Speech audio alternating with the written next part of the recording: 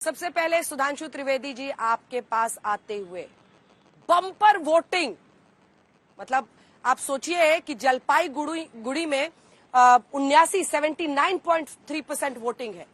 पश्चिम बंगाल में वोटिंग के लिए अति उत्साह, यूपी में 55-56, लेकिन बिहार में सिर्फ 46% वोटिंग। ये क्या कह रहा है? आपकी पार्टी से कैसे देख रहे हैं? देखिए, अगर राज्यवार आप इसका विश्लेषण करें तो चीजें बहुत साफ है। पश्चिम बंगाल में अभी तक जैसा चुनाव हुआ है तो पूर्व में जितनी घनघोर हिंसा की वारदातें हुई थी उसकी तुलना में अपेक्षाकृत बेहतर नियंत्रण है।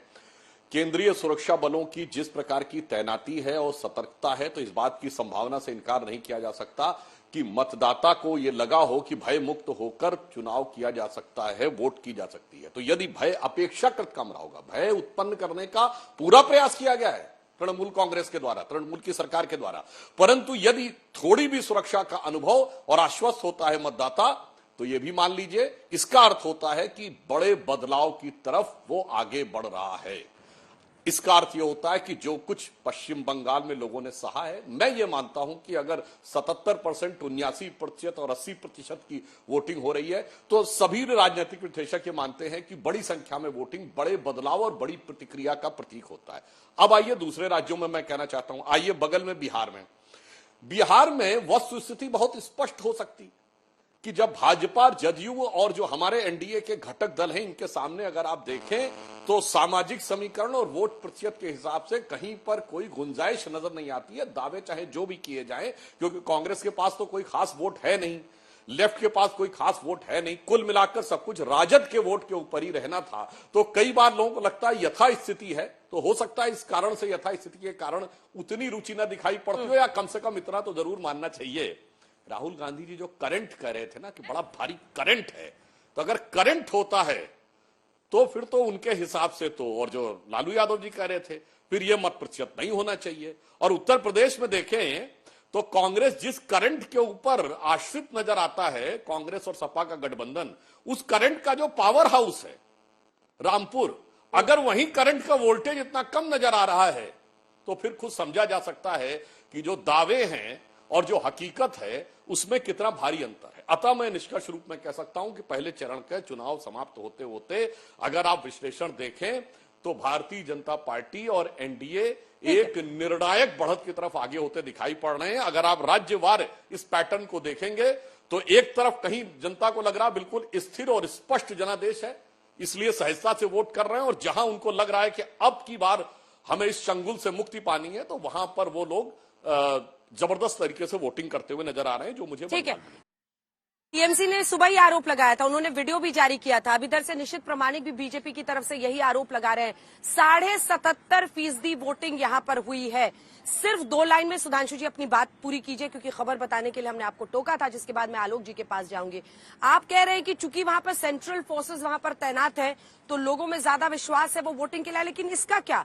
ये जो कूच बिहार, जलपाईगुड़ी, इन तमाम जगहों पर आप लोग आमने सामने हो गए हैं, वो उन्होंने पहले वीडियो जारी किया था। अब निशित प्रामाणिक कह रहे हैं कि टीएमसी के गुंडे आ गए बाइक पे। देखिए, अभी जो निशित प्रामाणिक जी ने कहा है, मुझे लगता है चुनाव आयोग इस सारे विषय के ऊपर नजर रखे हुए होगा। अगर वहां पर बूथ पर कुछ हुआ है तो आज के जमाने में बहुत सारे एविडेंसेस कलेक्ट किए जा सकते हैं इलेक्ट्रॉनिकली, मगर एक बात बहुत साफ है, संदेश खाली से लेकर डायमंड हार्बर तक जो कुछ हुआ है तृणमूल के शासनकाल में वो किसी से छुपा नहीं है। तो जो कुछ निशित प्रामाणिक जी कह रहे हैं बहुत प्रामाणिक नजर आता है, जो पश्चिम बंगाल के पिछले कुछ दिनों में हुई घटनाओं को यदि देखें तो।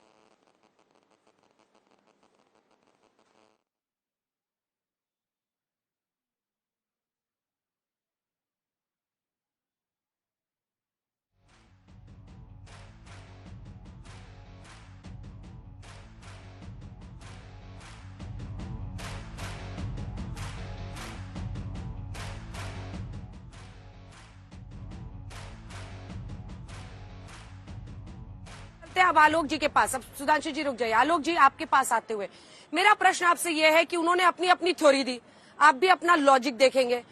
पश्चिम बंगाल में वो कह रहे हैं चूंकि इस बार reserve forces, central reserve forces वहां पर तैनात थी, लोगों में ज्यादा विश्वास आया, इसलिए वहां पर बम्पर वोटिंग हुई है, जबकि बिहार में यूपी में वो अपना एंगल दे रहे हैं और कह रहे हैं कि जहां पर सबसे ज्यादा राहुल गांधी कहते थे कि करंट है वो रामपुर उसका प्रतीक है और वहीं पर वोल्टेज कम नजर आ रहा है।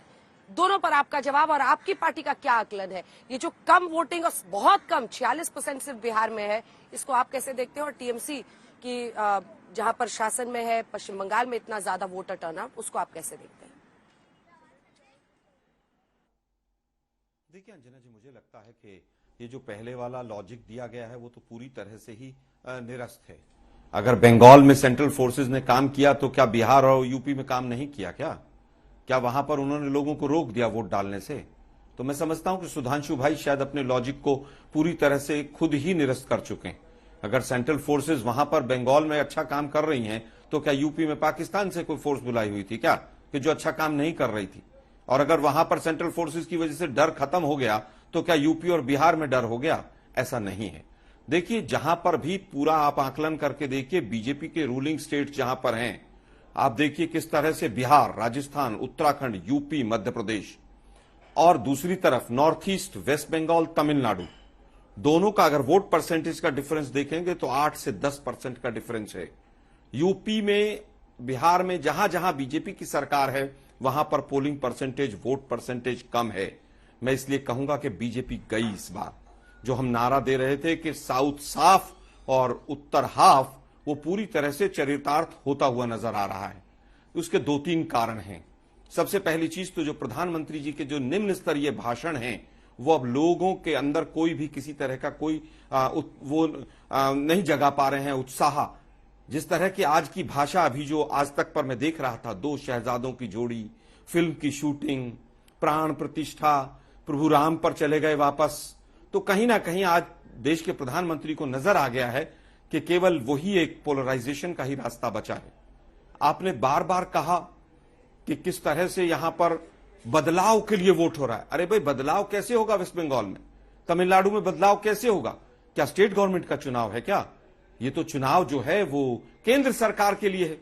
तो क्या केंद्र सरकार के लिए बदलाव के लिए आप कह रहे हैं? मैं समझता हूं कि आज एक स्पष्ट आंकड़ा दिखाई देता है अंजना जी कि जहां जहां पर बीजेपी की सरकार है वहां पर 8 से 10% वोट कम है। सबसे पहला आंकड़ा। दूसरा, जिस तरह से मोदी फैक्टर और राम मंदिर के भरोसे केवल और केवल के मोदी जी के नाम पर वोट पड़ जाएगा और हम जीत जाएंगे, आज पूरा बीजेपी का वर्कर शिथिल हो गया है। बीजेपी के वर्कर को समझ आ गया कि ऊपर वाले लोग भ्रष्टाचार करेंगे, इलेक्टोरल बॉन्ड से पैसा खाएंगे और हमारी वर्कर्स की कोई कदर नहीं होगी। आज आरएसएस ने भी अपना हाथ खींच लिया, आरएसएस ने वोटिंग नहीं कराई है। मैं कई राज्यों की रिपोर्ट लेने के बाद आपके सामने बैठा हूं। आरएसएस के तमाम लोग घरों से नहीं निकले। उन्होंने कहा है कि भ्रष्टाचारी सरकार है, इसको जाने दो। मोदी की सरकार गई। आज का जो पहला फेज था वो निर्णायक फेज था इनके लिए, और वो इंडिकेशन ये कर रहा है कि पूरी तरह से, जैसे राजस्थान में 12 सीटें हैं, 12 की 12 बीजेपी के पास थी, आज 7 से 8 सीटें कांग्रेस पक्के तौर पर जीत रही है पहले फेज में।